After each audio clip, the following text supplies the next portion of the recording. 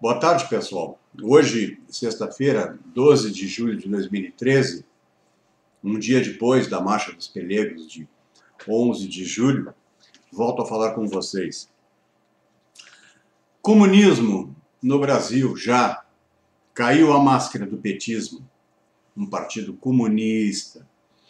As medidas totalitárias do governo, Dilma dá mais um tiro, saldo positivo das manifestações, sociedade começa a saber mais sobre Fórum de São Paulo. Além das confusões, das maracutaias, das roubalheiras de sempre, agora estamos diante de novos escândalos. Eike Batista, seu $1 bilhão tomados ao BNDES, dinheiro público, o quebra-quebra da Petrobras, fantástico golpe bilionário de José Gabrielli, ex-presidente da Petrobras, Brasil com a inflação de volta, povo anda na rua, vai sair mais ainda na rua por conta dessa inflação que está de volta. Mas caiu a máscara do petismo. As medidas totalitárias do governo, como essas últimas do caso do programa Mais Médicos, revelou a verdadeira face desse regime. Um certo jornalismo que tem medo, desconhece, pouco informado sobre teorias conspiratórias, eles negam a existência da teoria conspiratória, como se isso servisse para alguma coisa. Isso só serve para desviar o assunto, o foco principal.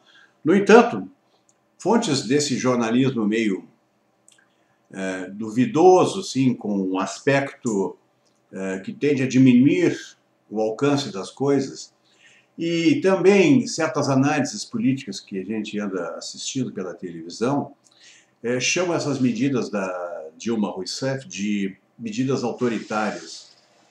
Eu já não me engano mais há muito tempo com essa gente. São medidas totalitárias, sim. Elas mostram um profundo desrespeito à realidade constitucional do Brasil.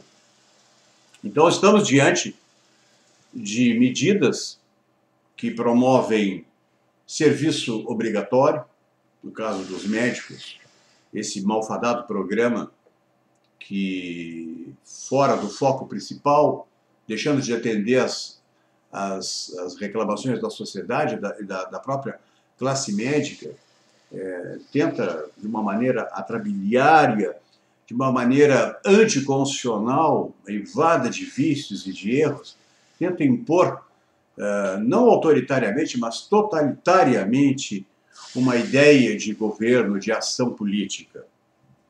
Dilma deu mais um tiro. Já foram 4 tiros, um em cada pé. Plebiscito, reforma política, trabalho escravo, médicos unidos, jamais serão vendidos ou jamais serão vencidos, e a promoção do Mercadante. O Mercadante foi promovido a articulista político, um estrategista. O Sun Tzu do Planalto. Depois que o Gilberto Carvalho, o menino do rei escondido, do rei ferido, caiu em desgraça. Gilberto Carvalho não tem mais tempo senão dar contas de depoimentos em delegacias de polícia. Então houve um saldo positivo daquelas manifestações de junho. Hoje parece que faz um mês que elas começaram em São Paulo. As coisas evoluíram muito mal para o Partido dos Trabalhadores, que ao reagir mostrou a sua verdadeira face totalitária. A rainha está nua. Que horror, a rainha nua, Dilma nua. Além dessa nudez ser explicitamente burra, a rainha Dilma não mete medo em ninguém. Ela não é mais respeitada por ninguém. Ela foi vaiada por prefeitins. Lembram quando o senador o Mão Santa chamava os prefeitos de prefeitins? Ele tinha sido um desses prefeitins. Pois os prefeitins vaiaram a Dilma. A Dilma é vaiada até em desfile de escola de samba, concurso de beleza, qualquer coisa onde ela se meteu, onde ela for assistir. Público pequeno, ainda de políticos, que são acostumados a bajular autoridades maiores, vaiaram a dona Dilma. E aí, a resposta a cada vaia, a cada mancada, a cada bobagem, a cada tiro no pé, a resposta é cada vez mais totalitária. É a reação natural de um partido que, pintado de vermelho, foice martelo, com estrelinha vermelha do Pravda, nunca poderia deixar por muito tempo isso escondido, a sua face totalitária. Eu falei dos 4 tiros, um em cada pé, da dona Dilma. O plebiscito, ela já deu com os burros na água, seus próprios ex-companheiros políticos abandonaram, né? É impossível o plebiscito, ele é inconstitucional,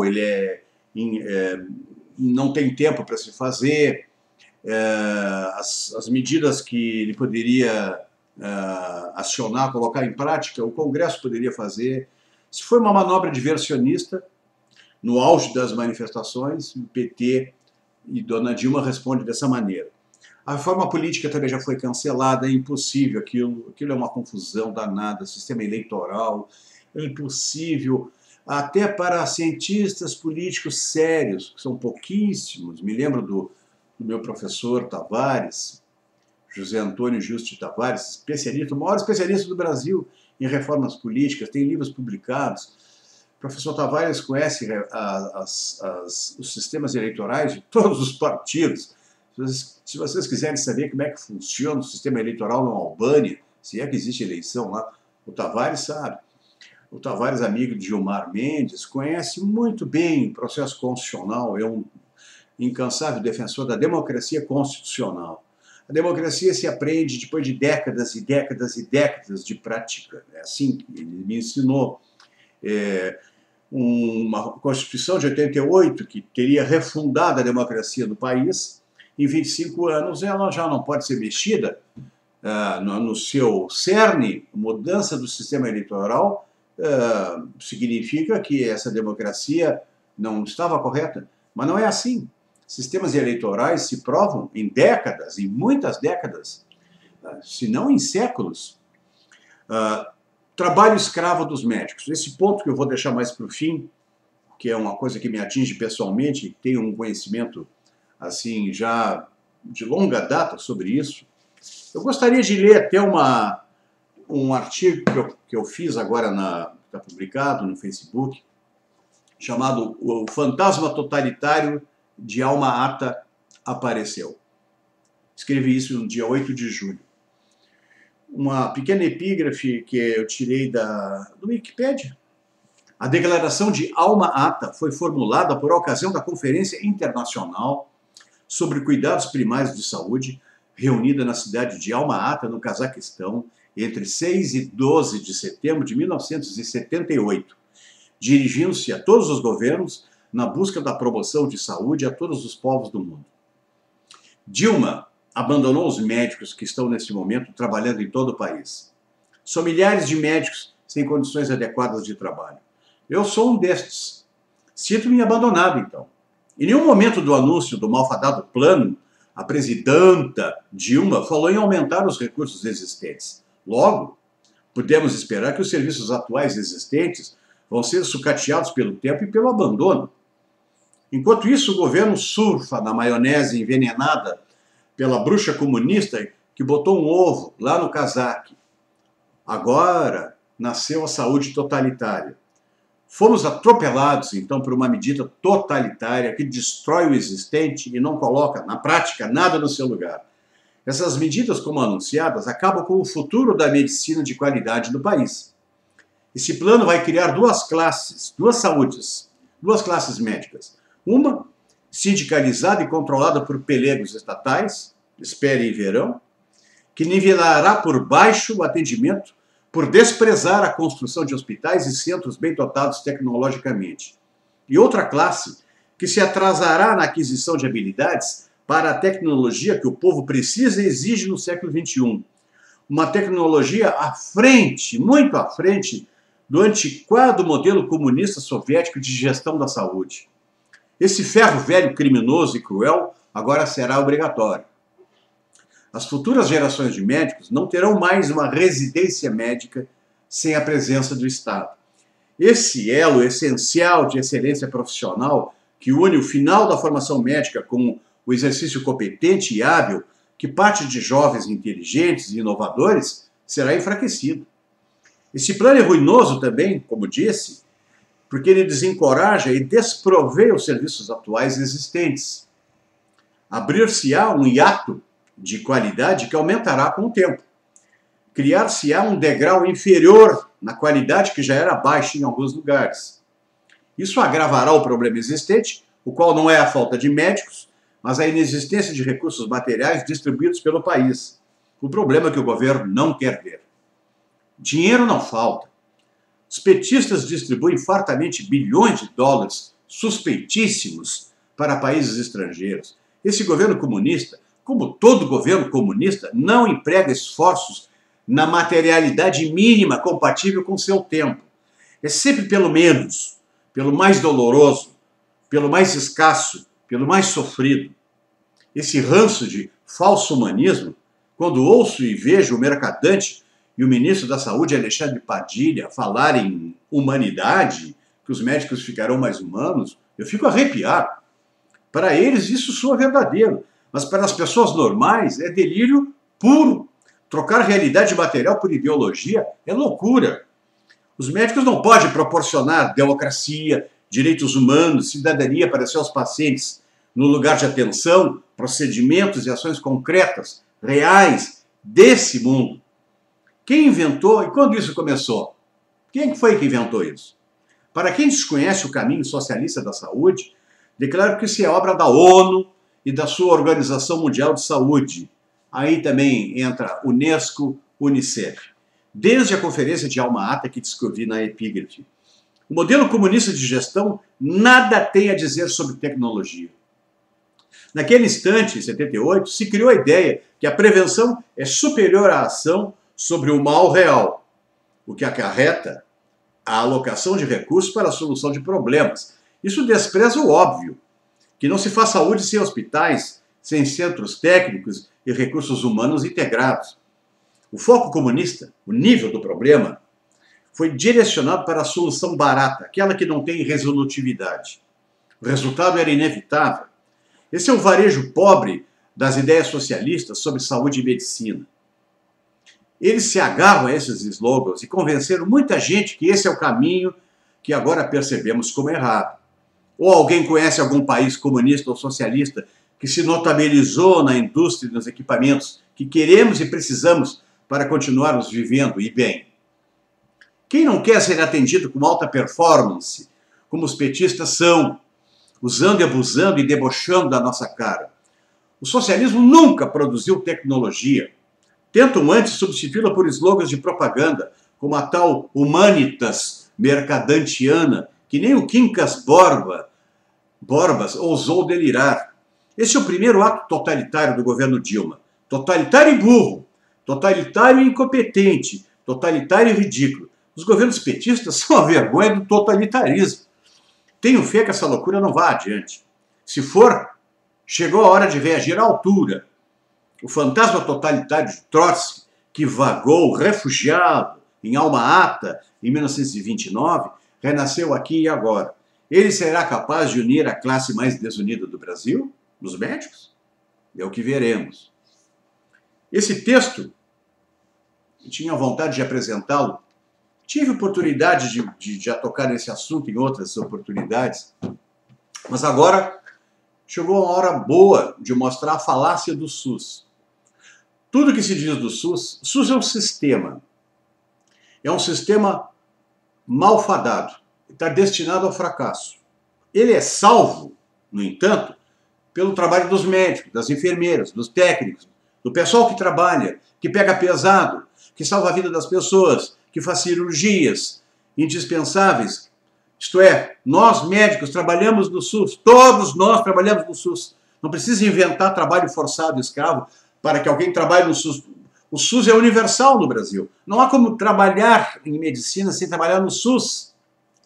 A não ser uma casta privilegiada de médicos, acostumado com mordomias, uma casta acostumada com mordomias, que vivem nababescamente e muitas vezes com dinheiro público por trás, que lhes dá status, cargos públicos, pertencem a bordos, a diretorias. Isso é uma minoria muito, muito expressiva, é um substrato superior da classe médica. A classe médica que eu estou falando, os 400 mil médicos que eu estou falando, certamente eu não tiro 1% para essa classe privilegiada, que não está em conta aqui. O trabalho pesado são da esmagadora maioria mesmo dos médicos que trabalham no SUS como eu. Nós é que conhecemos a realidade. Essa conversa mole de agentes comunitários de saúde, que, para quem não sabe, foi introduzida aqui no Rio Grande do Sul, no governo do PMDB de Antônio Brito, que foi em Cuba buscar a receita de Fidel Castro, como é que se faz saúde. Aí eu trouxe a ideia dos agentes comunitários de saúde. Na época eu já brincava, tirava sarro deles dizendo agentes cubanos de saúde, porque essa ideia que o agente cubano poderá diagnosticar coisas, agora, até fazendo um parênteses, a lei do ato médico, outra monstruosidade, saiu e ficará valendo, se ninguém se opuser, a que um agente comunitário de saúde faça diagnósticos. E se faz diagnóstico, vai fazer tratamento. E o cara do Conselho Federal de Psicologia se saiu com uma bobagem enorme, aliás, típica desse conselho, que eles estão capacitados para fazer isso. Então, que assumam o risco depois, não é verdade? Ninguém quer ser tratado por agente comunitário de saúde, ninguém quer ser tratado por enfermeiras. Aqui, volto ao assunto das enfermeiras. Enfermeiras foram retiradas por esses governos comunistas, desde Lula, as enfermeiras foram retiradas de sua nobre função. A enfermeira é aquela que conhece o paciente primeiro que o médico. Quando o médico chega no hospital, a enfermeira já disse para o médico, já vai dizer como o paciente dormiu, o que ele sentiu, o que ele queixou, se ele foi ao banheiro, se ele deixou de ir, se a pressão subiu, se ele está com febre. Isso tudo é a enfermeira que faz, é um serviço inestimável, não tem preço um serviço desse. Mas isso foi desviado. As enfermeiras ganharam funções e autoridades para manusear papéis, para forjar também documentos, criar, preencher planilhas, quadrinhos, como eu chamo, prestando serviço a portarias ministeriais do Ministério da Saúde, que produzia até bem pouco tempo quase que uma portaria por dia, medidas assim também, sem pé nem cabeça, e as enfermeiras ficam ali com poder, inclusive, de cobrar dos médicos. Por isso, acabam dando ordens para os médicos, pois agora elas também vão poder fazer diagnóstico. Espero que tratem bem seus pacientes. Não peçam para mim rever diagnósticos. Fechando esse ato, fechando esse parênteses, e voltando ao assunto, a conjuntura, no final das contas, não foi tão ruim assim. O saldo não foi tão ruim assim. Agora, em julho, a gente vê o partido da Dilma, ela mesma, não estou falando do rei ferido, o rei escondido, que corre a boca pequena, que se trata às escondidas no Sírio-Libanês. Não estou falando no Lula. Estou falando no governo visível, no desgoverno da dona Dilma. Esse governo se mostrou incompetente aos olhos dos próprios petistas. Ela não é mais respeitada pelos petistas. Esse foi o saldo dos movimentos populares, das manifestações do mês passado. Eu disse que tinha gostado desses movimentos. Teve gente que não gostou, mas eu disse, eu estava mais ou menos imaginando, caso desse certo, pelo menos isso, a gente ia ver esse petismo e esse comunismo ser minado. Ainda que o povo, que já sabe um pouquinho o que é o Fórum de São Paulo, alguns figurões estão saindo para a luz falando em Fórum de São Paulo, já, as coisas já estão mudando um pouco, uma luzinha no fim do túnel. Mas mesmo que acho que nem o povo vai precisar saber o que é Fórum de São Paulo, eles vão se encarregar de mostrar. É o próprio governo falido, petista, comunista, que vai se encarregar de mostrar o que é o Fórum de São Paulo, a sua verdadeira face totalitária. Agora, existe também outras coisas. Quebrou o seu Ike Batista, um golpe bilionário com dinheiro do BNDES, apadrinhado do Lula. O escândalo da Petrobras é incrível. Uma empresa, a Petrobras comprou, pagou, no final das contas, um prejuízo enorme para nós, $1 bilhão por uma porcaria que custava 46 milhões de dólares. Depois, por um passe de mágica, por uma indenização de uma causa na justiça que acabou virando em multa, e lá nós marchamos com $1 bilhão. Petrobras quebrada, né? Isso é um reflexo isso está acontecendo e já está impactando a economia. Dólar também novamente alto, o governo já está perdendo as suas divisas, tentando tirar esse dólar do mercado. O fator econômico é importante, sim, na conjuntura. Para quem só pensa em termos de economia ou pensa em termos de política partidária e política eleitoral, a economia é o que faz as pessoas ficarem realmente desgostosas. A questão ideológica, a questão do Fórum de São Paulo, não as atinge tão diretamente quanto a questão econômica. E elas saem às ruas para reclamar. Isso produz um desgaste político no governo, um governo incompetente que está esse governo está 11 anos no poder. Até postei no Facebook hoje. E agora quer tomar medidas de emergência. Mas de que jeito? Tiveram 11 anos. Agora estão com pressa. Isso me faz desconfiar que o comunismo tem pressa. O contrato está terminando. Lula fez um contrato, aliás, que começou com Fernando Henrique, Lula continuou. Esse contrato bilionário com a nova ordem mundial, com seus interesses, isso está repercutindo e está se mostrando muito concreto e muito verdadeiro. Existe um compromisso dessa nova ordem mundial sustentar o Lula, mas não sustentar a dona Dilma. A incompetência administrativa dela vai fazer a nova ordem mundial puxar o tapete do PT. Claro que a nova ordem mundial não vai sair perdendo. Afinal, ela já conseguiu tudo o que queria.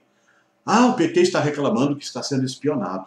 E tem babaca que acredita que isso é uma coisa assim que começou ontem. Ora, que novidade que estão contando. A nova ordem mundial sempre espionou o Brasil. Nós estamos há muito tempo sendo espionados porque o Brasil foi doado, foi dado de graça. O que é aquele norte da Amazônia? Lembra do incidente de Raposa Serra do Sol? O que tem ali mesmo? Vamos lá, nióbio, molibdênio, titânio, urânio. Isso é pouco? Isso é o que os gringos querem. Eles já têm isso de graça. Raposa Serra do Sol é uma apropriação de território com materiais estratégicos. Eles estão interessados, eu já tinha dito antes, cocaína, que fornece bilhões de dólares anualmente e que serve para financiar serviços secretos americanos e projetos secretos sujos americanos, e ingleses, e franceses, e alemães, e italianos, e russos, todos fazem isso. As empresas, os bancos criados pela nova ordem mundial, colocados aqui dentro do Brasil, para sugar dinheiro do povo brasileiro. Jorge Soros e seu pré-sal deram tudo com os burros na água.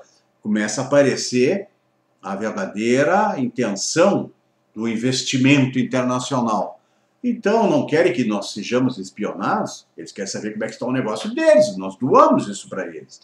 O PT doou o pré-sal para o seu Jorge Soros, não quer que o Jorge Soros não mande a CIA nos investigar? Então, esse é o dado, é o saldo positivo dessa calamidade.